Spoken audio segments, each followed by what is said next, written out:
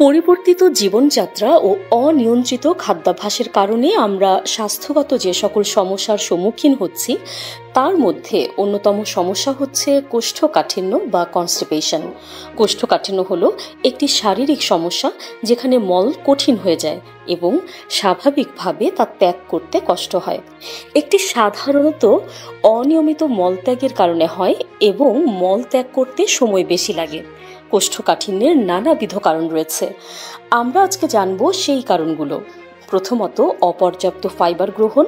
খাবারে আঁশের অভাব হলে মল কঠিন হয়ে যায়। কম পানি পান করা। শরীরে পর্যাপ্ত পানি না থাকলে মল শুকিয়ে শক্ত হয়ে যায়। অপর্যাপ্ত শারীরিক পরিশ্রম। সক্রিয় না থাকার কারণে অন্ত্রের কার্যকলাপ ধীর হয়। ভুল খাদ্যাভ্যাস। অতিরিক্ত প্রক্রিয়াজাত খাবার বা চর্বি জাতীয় খাবার খাওয়া। মানসিক চাপ ও উদ্বেগ।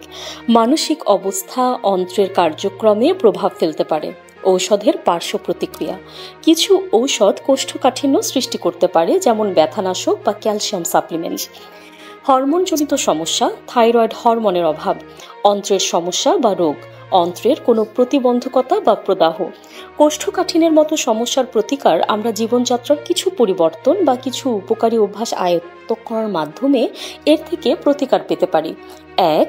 খাদ্যাভ্যাস পরিবর্তন করতে হবে। প্রতিদিন প্রচুর ফাইবার সমৃদ্ধ খাবার খেতে হবে, যেমন শাকসবজি, পালং শাক, বাঁধাকপি, ফল, পেঁপে, কলা, আপেল, গোটা শস্য, ওটস, ব্রাউন রাইস। চিনি ও প্রক্রিয়াজাত খাবার কমাতে হবে। চা কফি গ্রহণ পরিমিত করতে হবে। 2. পানি পান করার অভ্যাস গঠন করতে হবে। প্রতিদিন অন্তত 8 থেকে 10 গ্লাস পানি পান করতে হবে।